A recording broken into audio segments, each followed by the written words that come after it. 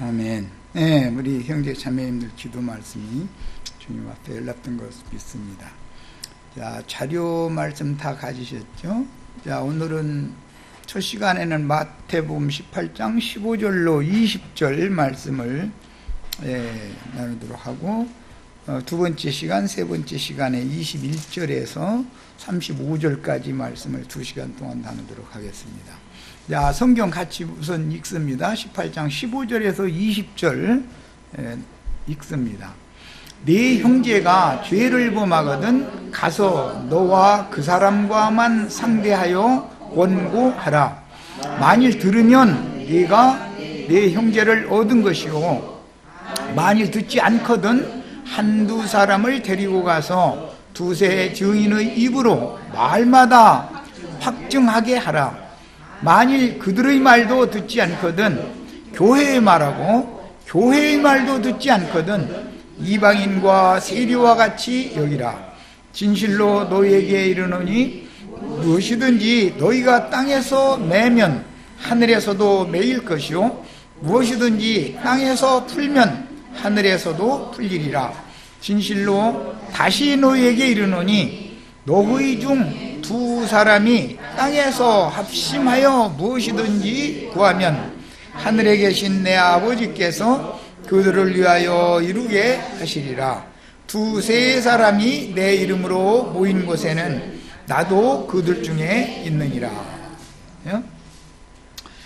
이제 이 말씀을 보면은 교회 중에 어떤 문제가 일어날 때 처음에는 본인과 본인끼리, 즉 그러니까 되도록이면 조용히 문제를 해결해야 된다라는 뜻이죠.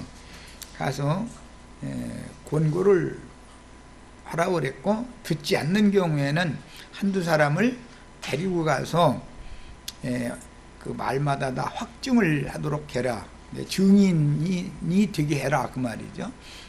그래도 듣지 않는 경우가 이제 있으니까 그때는 교회의 말하고, 교회의 말도 듣지 않는 경우는 이방인과 세리같이 여겨라. 이렇게 이 말씀을 이제 우리가 바르게 이해를 해야 될 거는, 지난 시간까지 교회 중에서 누가 큰 자인가 하는 이제 그런 야심이 있는 사람들이 있을 수가 있다.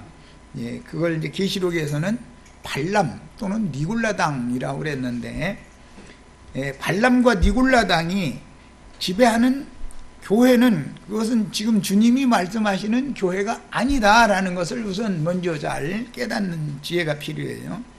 이것은 모두 주님의 교회에 대해서 지금 말을 하는 거니까 가장 중요한 것은 교회에 대하여 이상을 잘 보는 것이 중요하죠.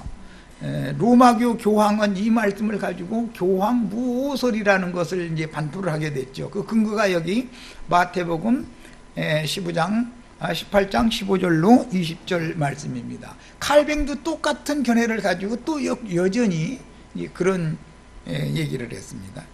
이것은 신부제도와 목사제도라고 하는 것이 주님의 교회와 어떻게 다른가에 대해서 이상이 없는 사람들이 하는 소리죠.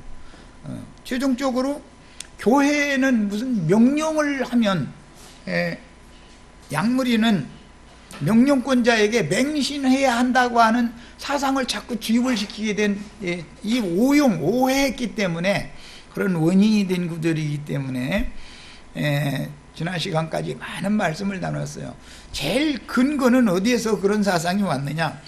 누가 큰 자냐? 우리 중에 누가 더 큰 자냐? 이 모든 아담 세계의 사람은 높아지고자 하고 다른 사람 위에 서고자 하고 자기가 영광을 받고자 하는 것이 타고나는 기질이다 이거예요, 이게.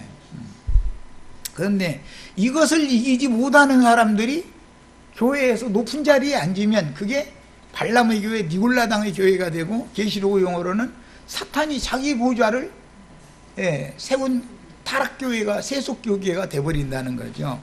그래서 이런 말씀을 잘못 오해하면 큰일 나는 거예요. 이런 것을 이제 중점으로 많은 말씀을 나눴어요. 자, 오늘 자료 18절로 20절 말씀으로 이제 바로 들어가겠습니다. 야, 진실로 너희에게 이르노니 무엇이든지, 여기 무엇이든지라는 것은 세상사의 재물을 달라든지 건강을 달라든지 그런 걸 구하라는 말이 아니고, 교회 중에는 여러 유형의 문제들이 일어날 수 있다는 것이죠. 그런데 가장 조심해야 되는 것은 큰 자가 되고자 하는 사람, 그 사람으로 말미암아서 많은 문제가 발생되는 거예요, 사실은. 그 다음에 무엇이든지 너희가 땅에서 매면 그랬는데, 이것은 맨다라는 말은 권해도 들을 마음이 없어. 또 두세 사람을 증참시켰는데도 또 안 들어. 교회에 이것을 공개적으로 공론화시켜가지고서 권하는데도 또 안 들어. 그런 사람은 유죄 판결을 내린다, 그런 말이에요. 맨다라는 말은 유죄 판결을 내린다 말이에요. 그런데 이 말씀을 오남용하는 것이 제도권 교회가, 위의 선자들이, 발람이나 니골라당들이 이 말씀을 그렇게 함부로 오남용을 해먹는다는 거예요. 그러다 보니 주님의 교회, 즉 주님의 교회는 질서의 하나님께서 질서를 세우되 생명의 질서를 세우는 것이 주님의 교회다 이거예요. 인위적으로 상명하복의 질서를 세우는 것은 주님의 교회가 아니다 이거예요. 이것을 지난 주에 아주 강력하게 말씀을 나눴었어요.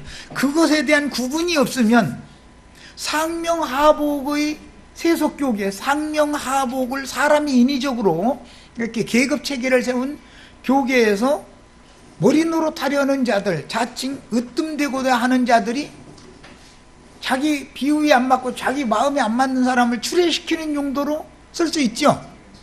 이것이 어마어마한 비밀이라는 거예요, 이것이. 이런 의미를, 오늘은 이제 이 부분의 말씀을 정리를 하는 거니까 지난주에 나눴던 말씀을 잘 이해를 하셔야 돼요. 주님의 교회에는 생명의 질서가 세워지는 거고, 사탄의 보좌가 세워져 있는 세속교계, 타락교회에는 인위적인 상명하복의 질서체계가 딱 세워져 있는 것이다.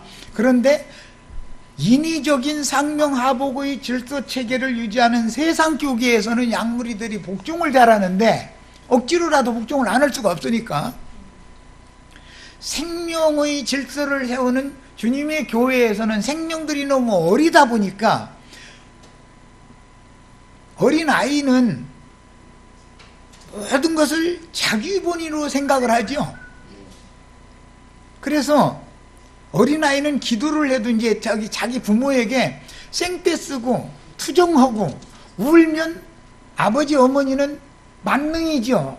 자기를 위해서 모든 걸 다 이렇게 갖다 주고 막 떠받들어주고 달래주고 그래야 된다고 생각하는 거잖아요.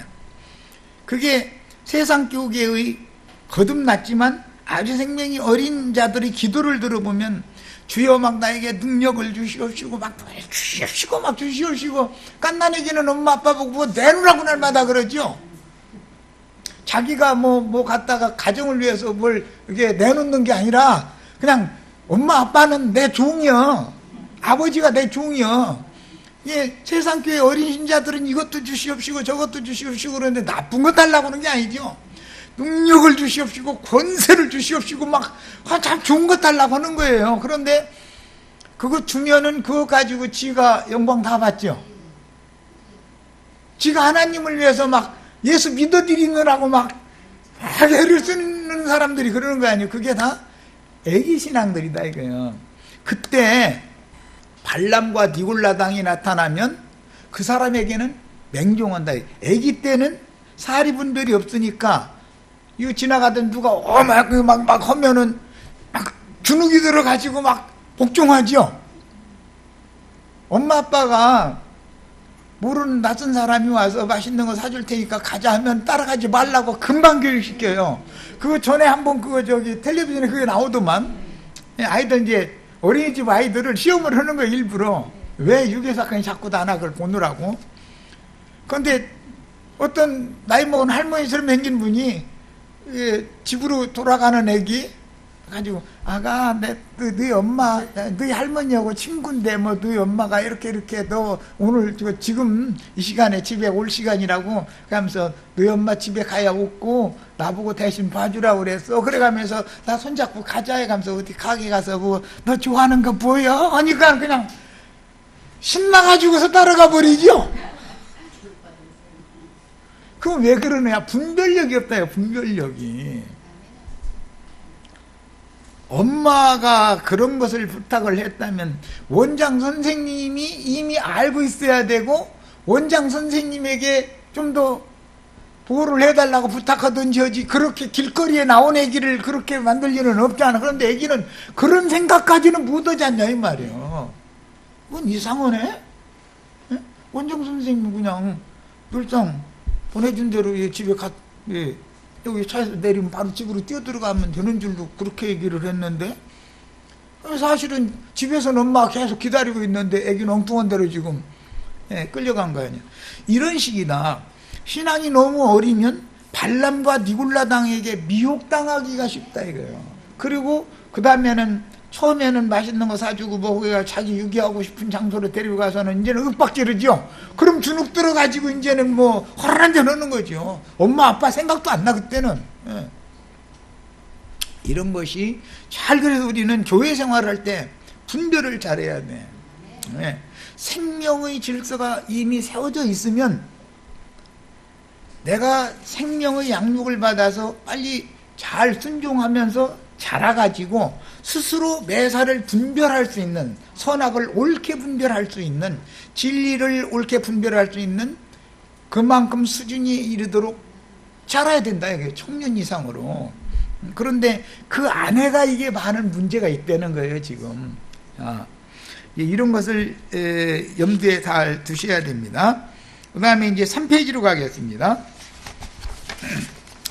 두세 사람을 통해서 중참하게 하는 말씀이 나오는데 야고보서 5장에 보면은 너희 중에 병든 자가 있느냐라는 말씀을 시작하는 내용이 나오죠.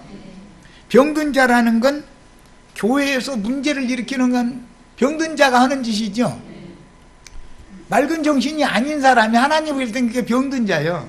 그런데 또 이 말씀도 또 세상 교계에서는 막 어디 막 육신에 병이 있으면 막 야고보서 5장 읽어보자고 해가면서 육신에 병 고치는 얘기를 자꾸 했었는데 그게 아니고 죄들을 탕감, 죄들을 사면받는 얘기를 하는 것이죠. 이 병들었다는 것은 영혼이 병들었다 이것은 죄가 그 사람을 지배하기 때문에 지금 문제된 것을 말하는 거예요. 자 읽어봅니다. 너희 중에 병든 자가 있느냐 그는 교회의 장로들을 청할 것이요 그랬는데 마태복음 18장에서는 처음에는 본인과 본인끼리만 말하고 안 들으면은 두세 사람이 같이 가서 권해야 된다. 그렇게 했죠. 이것을 영적으로 적용을 할 때 야고보 사도는 교회의 장로들이 병든 자에게 같이 가야 된다라는 말이죠. 그들은 주의 이름으로 기름을 바르며 그를 위하여 기도할지니라 그랬어요. 이게 육신적인 병 얘기가 아닌 것이 여기서부터 나오죠. 들기름이나 참기름 바른다 해가지고서 내장에 뭐 병 걸린 게 낫는 일은 없잖아요.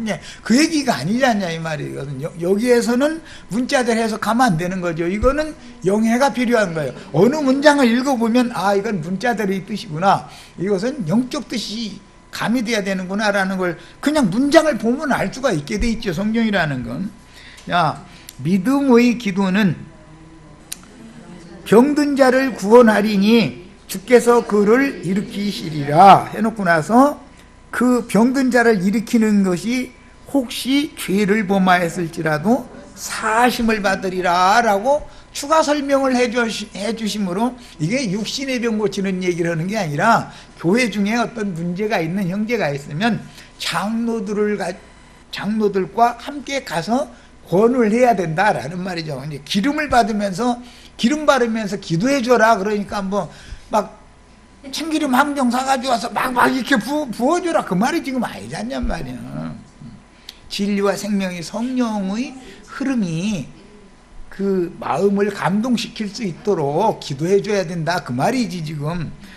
그 다음에 내 형제들아 너희 중에 미혹된 사람은 아까 내가 얘기한 것처럼 사리분별을 못할 때 미혹되는 것이죠. 사리분별을 정확하게 하면 누가 미혹을 해도 말 같지 않은 소리 하지 말라고. 우리 엄마가 나 집에 가면 분명히 집에 기다리고 있다고.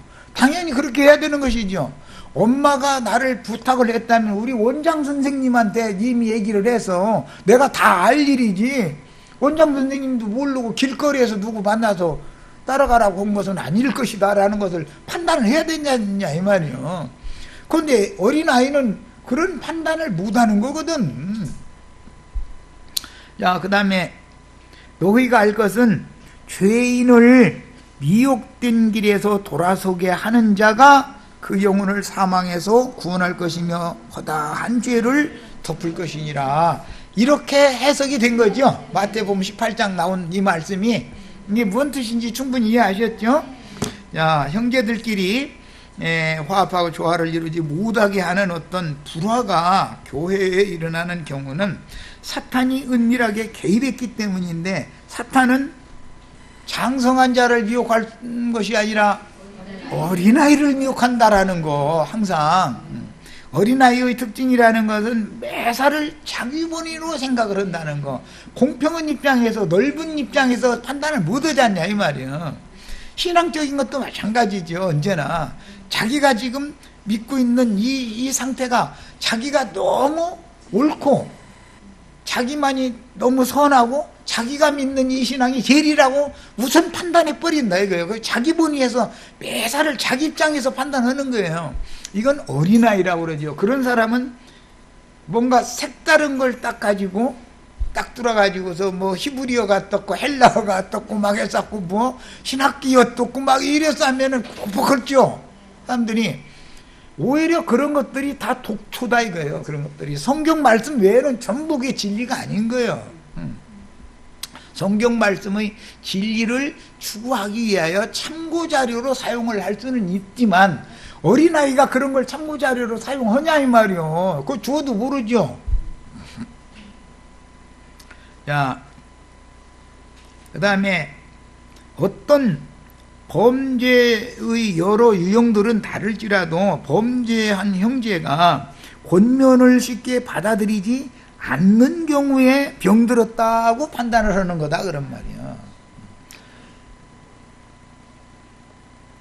당사자끼리 가서 조용히 권면을 했는데 들으면 그 형제를 얻은 것이죠. 안 들으니까 장로를 초청을 하는 것이지, 들으면 뭐 무슨 뭐 다음 단계 일을 또 할 필요가 뭐가 있냐 이거요. 장로 형제들이 기름을 바르면서 위하여 기도를 해주는데도 돌이킬 마음이 전혀 없으면 교회에다 광포를 해버리라는 거잖아. 이제 이 문제를 이 기독교계가 지금 오해해가지고 너무 오남용하는데 원인이 어디서 오느냐, 누가 크냐라는 그런 사상에 잡혀있기 때문에 그 사람들이 발람들이고 니골라당들이죠. 인위적으로 교회의 그 질서를 인위적으로 제도적으로 세워놓고 나서 지가 머리 노릇하려고 하는 사람들이 교회는 그게 사탄이 이미 그 교회가 아니라 사탄이 점령해버린 것이죠. 이런 이치를 바르게 알아야 된다 우리는.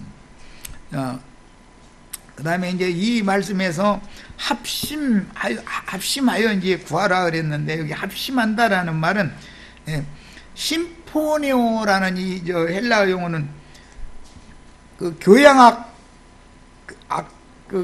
음악 보고 그 심포니라고 그러죠.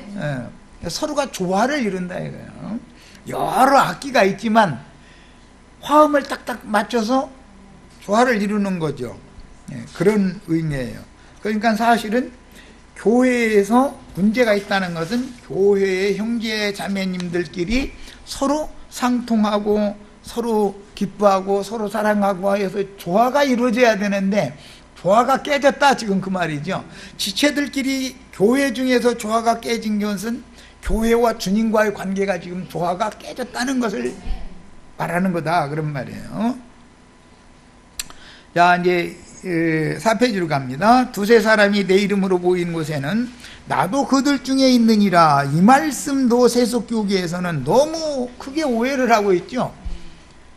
어디 자기는 예수를 믿어서 거듭나고 구원받았다 해가면서 교회 모임에는 안 가려고 하는 사람들이 있죠.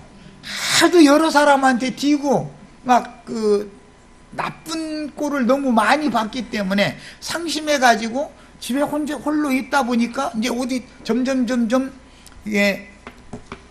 이 세상에서도 그 정신병, 그 우울증이라는 것의 단계로 가기 전에 징조가 나오죠. 뭔가 징조가 있죠. 그 징조라는 건 자꾸 이상하게 밝은 데로 나가는 것이 싫어지고, 그 다음에 사람이 여럿이 모이는 데 가는 것이 자꾸 싫어지고, 그리고 가족이 전체가 모이면 너 요즘 왜 그래? 자꾸 꾸중에 싸니까 자꾸 지방에 혼자 가서 문 닫고 있고 싶고, 그러다가 그 다음에는 점점 불을 끄기 시작하죠.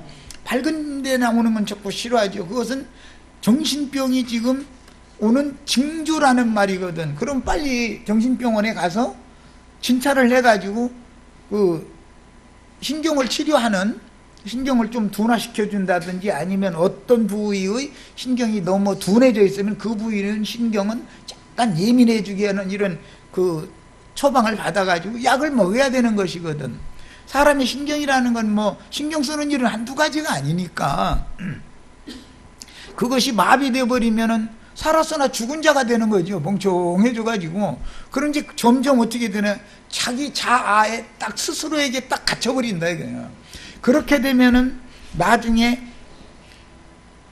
형제님 자매님 전에 다니던 그 교회에서 또는 그래서 너무 상처가 많다 보니까 자꾸 이렇게 홀로 있다 보니까 지금 이렇게 마음이 닫혀진 것이다. 이제라 마음을 열고 교회 생활을 회복하셔야 된다. 이렇게 말하면 나는 교회 생활을 하는 거는 싫다고 하는 사람들이 지금은 굉장히 많습니다. 하여튼 이 홀로 있는 사람들이 많아요. 그런데 이거는 중한 정신병에 걸려 있는 것이거든요. 이게 노아의 때 심판이 임하면 방주 안에 타 있어야 어쨌든 살아남는 것이지 방주 밖에서는 구원이 없는 거예요.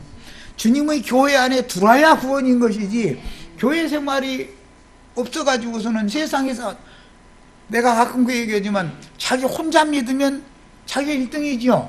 5명이 모이면 5등밖에 못 가. 100명이 모이면 100등 가. 이 사람은 그런데 자기는 늘 1등이라고 생각을 하는 것이고, 이게 지금 정신병 걸려서 그러는 것이거든. 영적 병 걸린 거거든. 이런 것을 잘 이해를 해야 된다. 그런데 세상 교계에서 이 말씀을 오용해 가지고 자기 남편과 자기와 둘이 지금 있으니까 두세 사람이 있는 곳만 해도 내가 함께 한다고 했잖냐, 이제 이 구절 갖다가 또 그렇게 오남용해서 써먹죠. 그럼 남편과 자기가 또는 자기와 자기 자식이 두셋이 있으면 교회라는 말이 아니죠. 이것은 장로 형제를 혼자 가서 직접 말을 하면 안 들으면 교회 중의 장로 형제를 한두 명을 더 데려가서 둘이나 셋이 권을 또 해라, 지금 그 말을 한 것이지, 둘이나 셋이만 있으면 주님이 함께한다 이 말씀을 오남용하면 안 된다 이거예요. 그게 성경 가지고서 오해하면 큰일 나는 거라고. 그게 자아에 빠져버리면. 이것은 교회는 이후에 나오죠. 둘이나 셋이 권했는데도 또 안 들으면 교회에 이해를 해라 그랬으니까 둘이나 셋이 모인다고 해가지고 그게 교회가 아닌 것이고, 내 남편 내 자식 셋이 모였다 해가지고서 주님이 거기 함께 한다는 말이 아니다 이런 말이에요. 교회 중에 어떤 문제가 있는 어떤 지체에게 본인이 가서 권했다는 것은 사실은 책망하는 말을 했다는 말이죠. 그게 하나님 보낸 천사거든. 그 수호천사라는 건 그 사람을 통해서 역사하는 거거든. 그런데 거부해버려. 그러면은 그냥 놔두면 안 되잖아. 그러니까 장로 형제들을 한두 명을 더 데려가서 둘이나 셋이 가서 말마다 여기서는 확증하라는 게, 확증하는 건 세 번째 증인이 말하면 확증이죠. 유대인의 율법에는 반드시 재판을 할 때는 둘이나 셋의 증거가 있어야 확증을 하는 거예요. 거기에서 이게 인용하는 말인 것이지, 예수 믿는다 해가면서 혼자 집에 있는 것을 말하는 게 절대 아니다. 자기 남편과 자기와 또 자기 자식과 셋이 모인 것이, 거기에 우리 여기 셋이 모이는데 주님이 함께 하시지 않느냐, 성경 보자 이래가면서 이 구절 갖다 대면 성경을 크게 오해한 것이다 그런 말이에요. 성경이 지금 말하고자 하는 의도와는 안 맞지 않냔 말이에요. 자, 이런 것이 진짜 참 너무 진리의 혼잡이라는 것, 그것 때문에 미혹이 되는 거기 때문에 그런 것을 오해하면 안 되겠어요. 자, 이제 18장 21절에서부터 끝까지 내가 먼저 한 구절 읽고 우리 지체들이 한 구절 읽고 이렇게 내가 지금 빨리빨리 끌어나가는 것은 오늘 나눌 말씀이 양이 많기 때문에 그래요. 19페이지까지 있어가지고. 그런데 말하고자 하는 의도는 충분히 아셨죠? 18장 15절에서 20절 사이에 나오는 이 말씀의 의도를 오해하시면 안 된다. 정확하게 성경이라는 건 바르게 깨닫는 게 그렇게 중요해요. 자, 이제 21절부터 읽어 나갑니다. 교독합니다. 그때 베드로가 나와 이르되 주여, 형제가 내게 죄를 범하면 몇 번이나 용서하여 주리까? 7번까지 하오리까?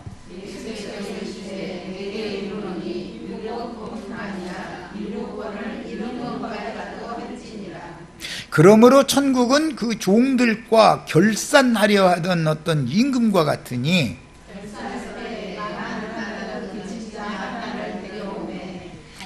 갚을 것이 없는지라 주인이 명하여 그 몸과 아내와 자식들과 모든 소유를 다 팔아 갚게 하라 하니, 그 종이 엎드려 거절하며 이르되 내게 참으소서 다 갚으리이다 하거늘 그 종의 주인이 불쌍히 여겨 놓아보내며 그 빚을 탕감하여 주었더니, 그 종이 나가서 자기에게 행하려는 빚진 동료 한 사람을 만나 붙들어 목을 잡고 이르되 빚을 갚으라 하매, 그 동료가 엎드려 간구하여 이르되 나에게 참아주소서 갚으리다 하되, 허락하지 아니하고 이에 가서 그가 빚을 갚도록 오게 하거늘 그 동료들이 그것을 보고 몹시 딱하게 여겨 주인에게 가서 그 일을 다 알리니, 네 주인이 그를 불러다가 말하되 악한 종아 내가 빌기에, 거기 네가 빌기에, 거기에는 이렇게 동그라미를 다 해놓습니다. 표시를 다 해놓습니다.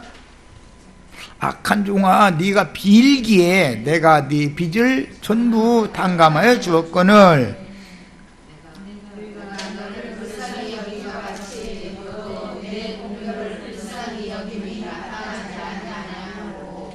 주인이 노하여 그 빚을 다 갚도록 그를 옥졸들에게 넘기니라.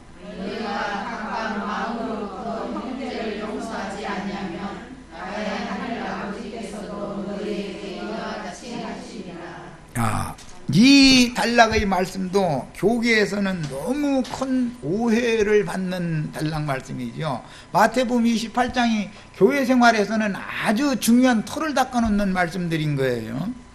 어떻게 교계가 오해를 하느냐? 기독교계에는 특히 이제 구원파 이런 데는 한 번 회개하고 예수를 믿어서 거듭나면 다 되는 것처럼 이렇게 가르치죠.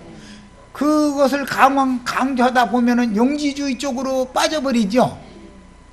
한번 구원을 받았으니, 저는 구원 받았으니까 이제 다시는 자기는 심판 높다 이제 이쪽으로 이제 빠지는 거 아니에요. 그러다 보니까 나중에는 주님의 구원은 영혼의 구원을 말하는 것이기 때문에 육신의 몸으로야 무슨 짓을 행했던 그것은 다 어차피 육은 악한 것이고, 구원을 얻어야 하는 건 영혼인 것인데, 이렇게 하면 영혼과 육신이라 해가 이분법이라는 것을 하죠. 이분법. 이가지고 딱 나눠가지고서는 육신은 어차피 흙으로 돌아가 버릴 건데 육신이 행하는 것은 하나님 앞엔 죄가 되지 않는다. 이렇게 나간 것이 그게 영지주의라는 것이고, 한 번 구원은 영원한 구원이다. 이것을 강조한다. 이거. 그럼 오늘 말씀에 의하면 그게 아니죠. 1만 달란트 탕감 받았는데 무효돼 버렸죠.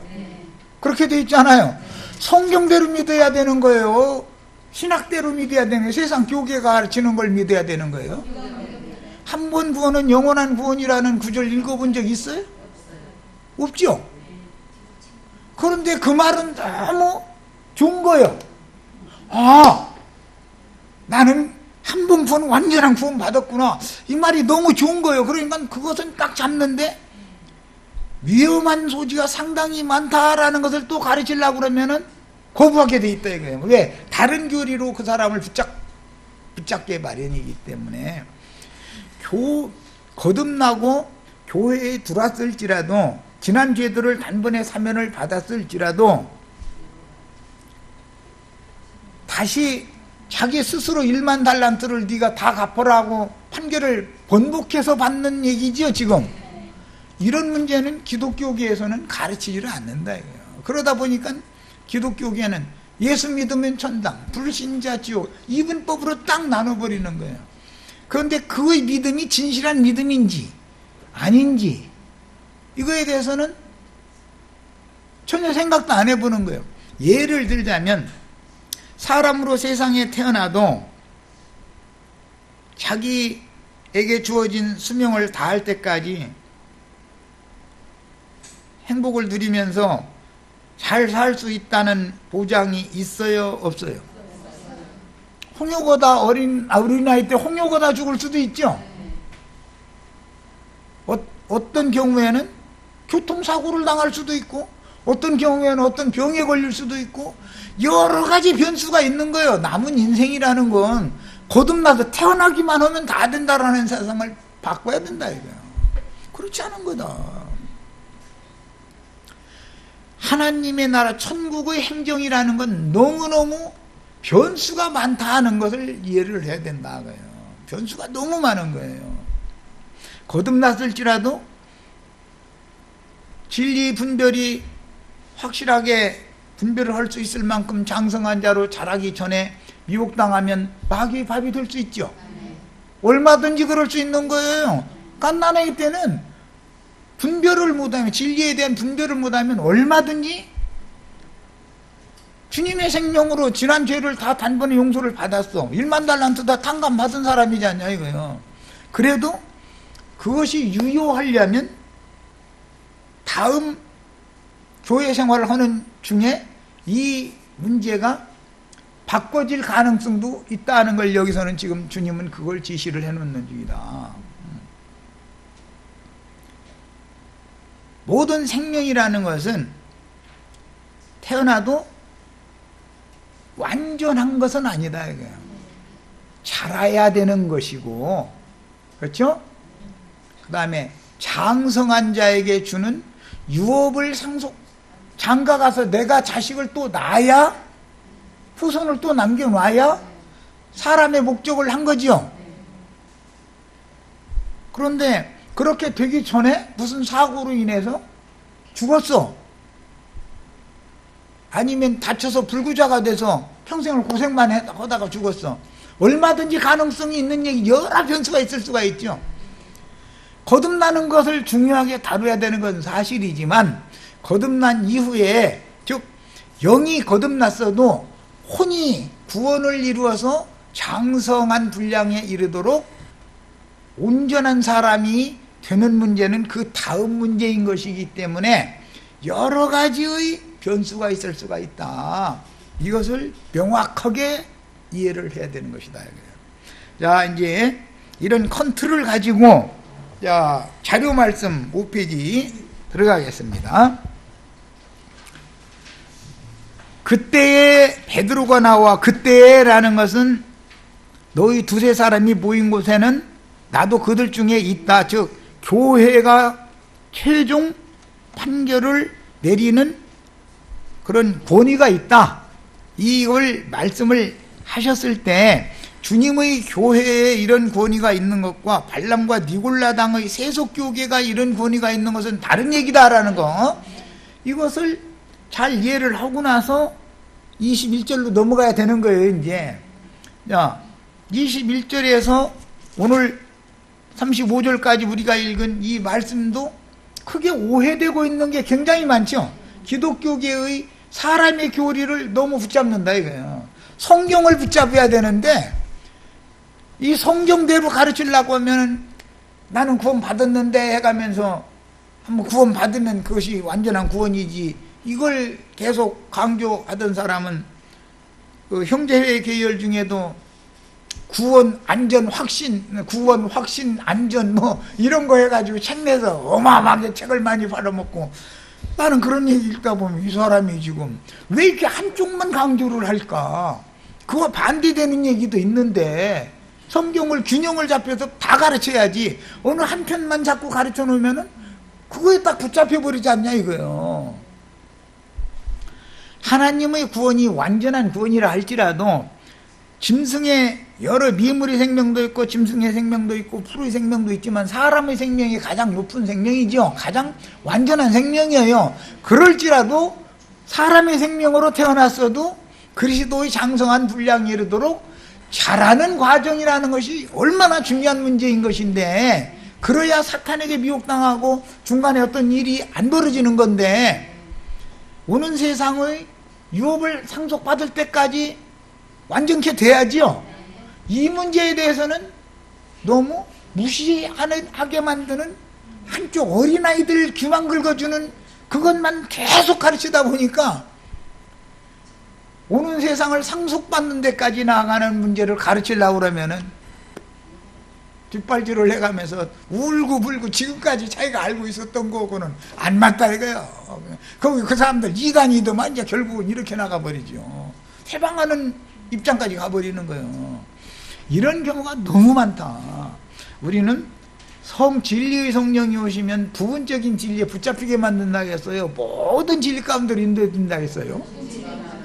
진리의 성령이 오시면 모든 진리 가운데로 인도를 해주는 거예요. 어느 한 부분에 붙잡히려고 하는 그런 신앙이 얼마나 위험한지 알아야 된다. 자, 여기 이제 그때라는 것은 주님의 말씀이 내 이름으로 모인 곳에는 나도 그들 중에 있느니라, 너희 두세 사람이 모인 곳에, 그 말씀을 하셨을 때지요 지금. 그럼 베드로가 이 말을 지금 이해를 한 거예요, 못 한 거예요? 자기 생각을 가지고 또 통 나서는 거예요. 예수님이 뭐 말씀하시려고 이상하게 베드로는 그렇게 나서기를 좋아해. 그러면 이제 저기 저 진 끝에서는 또 나서는만 또 나서. 진짜 못 봐줘야죠. 못 봐줘. 이제 이럴 거 아니냐 이 말에 지금 상황이 이제 이해가 되시죠? 자, 그때 베드로가 나와 이르되 주여, 형제가 내게 죄를 범하면 몇 번이나 용서하여 주리까? 이 말은 베드로가 지금 자기 의를 자랑하는 의도가 여기 감춰져 있죠. 7번까지 하오리까 한 거 보니까 용서 많이 해준 거죠. 용서 많이 해준 거예요. 예. 베드로가 지금 주님이 하시는 말씀을, 앞에서 하시는 말씀을 알아들었다 못 알아들었다? 여전히 자기 생각 속에 자아의 우물에 빠져있는, 우물에 빠진 개구리와 같은 거죠. 자기가 보는 하늘이 그게 다라고 생각하는 거죠. 우물 쪽에서 쳐다보는 하늘이 다겠어요? 하늘이, 물론 거기도 별도 보이고 달도 보이고 다 보이긴 보이죠. 그런데 그거보다 훨씬 광활한데도 얘는 우물 쪽에 있는 개구리는 지가 보는 게 제일이라는 거예요. 이러면 그 우물 쪽에 어쩌다가 뱀이 떨어지면 누구 밥 될 건데? 거기가 제일 안전한 건 아니지 않냐 이거요. 옛날에 옹달샘 무슨 논이나 뭐 이런데 물 고여 있는데 이런데 그 개구리가 딴 거 잡아먹으려고 고놓고 있으면 그 뒤에는 또 뱀이 있는데 그거 못 보, 사람은 그까지 다 보고 있는데 자주 그런 거 시골서 살 때 봤죠. 그런데 지가 제일이래. 지가 아주 이게 못 당하는 거죠. 뱀은 또 지가 제일인 줄 알거든. 뒤에서 제일 상위권에 있는 사람이 다 들여다보고 있는데 뱀이 통통하게 살찌고 크면 저는 이제 오늘 점심때 저거 먹으면 맛있겠다 지금 이러고 있는데 저는 그 개구리 잡아먹을 것만 쳐다보고 있는 거지 뭐. 개구리는 딴 거 잡아먹을까 그것만 쳐다보고 있고. 이게 자, 이번에도 역시 제자들을 대표하는 베드로가 나서서 주님의 가르침에 대하여 질문을 하였는데, 사실은 이건 질문이라기보다는 자기의를 은근히 자랑하고자 하는 얘기죠. 예. 이 문맥 읽어보면 금방 알 수 있지 않냐 말이에요. 베드로는 그런데 타고난 길 이렇게 타고났는데 이걸 어떻게?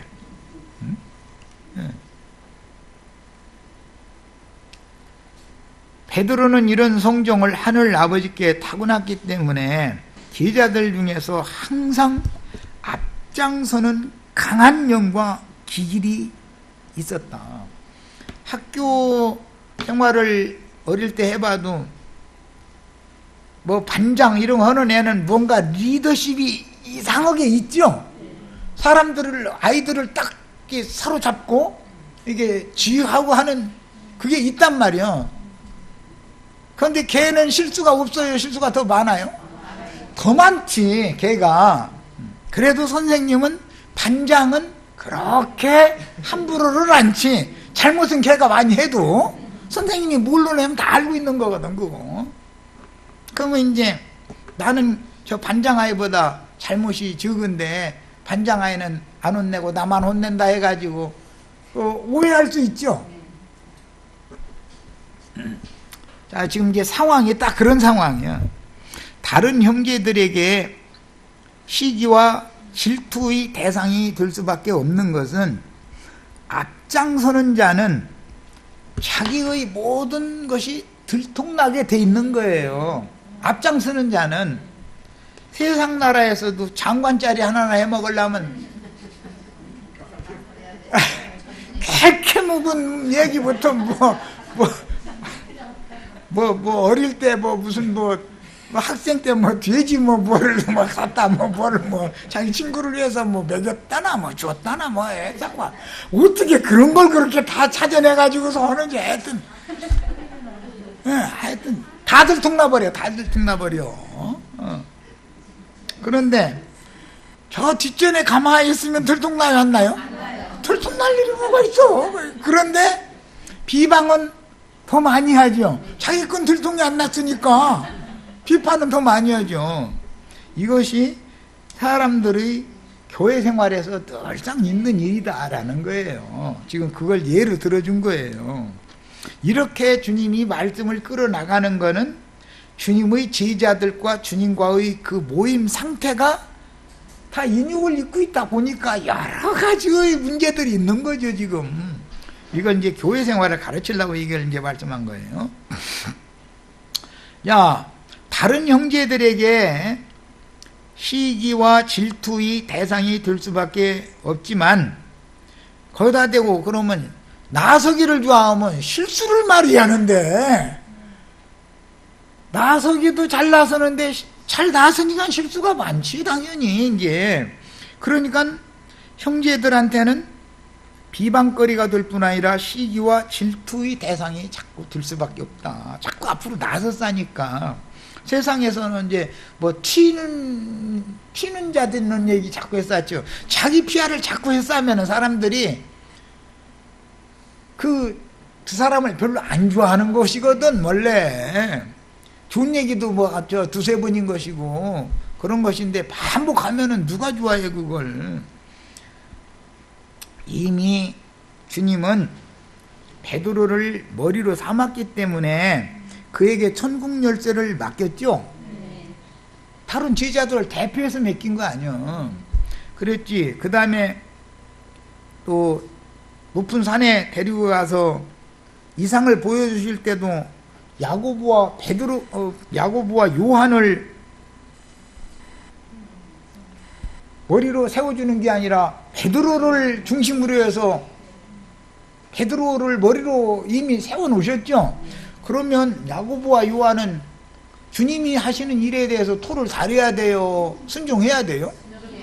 선생님이 우리 윤혜수 자매님을 반장으로 뽑았어. 그러면 월자 자매가 토를 다려서 돼요, 안 돼요? 선생님이 월자 자매만큼 판단 못하겠어요? 훨씬 이 전체를 통솔하고 리더로서 세워놓으면 이 아이를 통해서 내가 이 학급을 잘 이끌어 나가는데 도움이 되겠다 하는 사람을 당연히 세울 거 아니냐 이 말이요. 그런데 나 세워주면 더 잘할 것 같으지. 사람이란 다 그렇지 않냔 말이요. 그런데 진짜로 지가 반장이 돼. 걔를 어떻게든 해서 끌어내리고 지가 이제 됐어. 뭐 엄마를 데리고 왔든지 뭐 치맛바람을 날렸든지 뭐 어떻게 해가지고 이제 지가 반장이 돼서 다음 학기에. 그런데 아이들이 따라주지를 않으면 일이 안 되는 거죠. 그럼 반장 선거 다시 해야 돼. 주님의 나라도 행정이 똑같은 거다라는 것을 배워야 된다. 자, 첫 시간은 여기까지서 일단 마칩니다.